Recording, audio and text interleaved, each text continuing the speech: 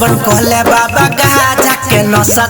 भंगिया धतूरा के फूल बाबे बसता बाबा हो सुनो भर सावन कहले बाबा गाजा के नसता भंगिया धतूरा के फूल बाबे बसता हुआ मलाई पे बाबा डोलै नै छ तोरो मोहन हो चारा चिलम दै छिया हो ठके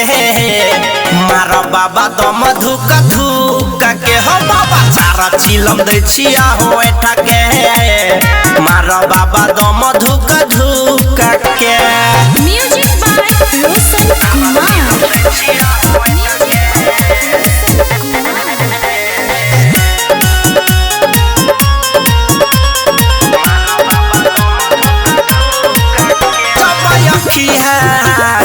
लाले हो पूछते तो क्यों सवाले हो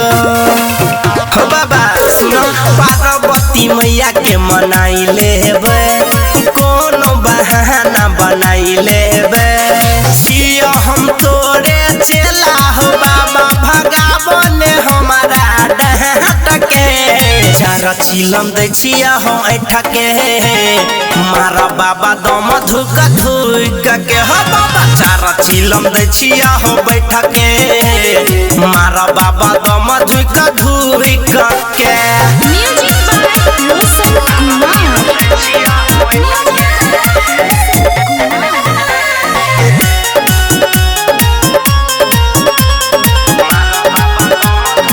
पूरा क्लास हेते हुआ हुआ कर देब पूरा धुआं धुआं गेट पहाड़ा पर नंदी के लगाई देबे गणेश बाबा के बोलाई लेबे कहै छ साधु मिंटू मंगेबै भंगिया वाला के कके चारा चिलम दै छिया हो ठके मारो बाबा तू धुका धुका के हो बाबा चारा चिलम दै छिया हो बैठके मारा दम बाबा यही जगह बैठके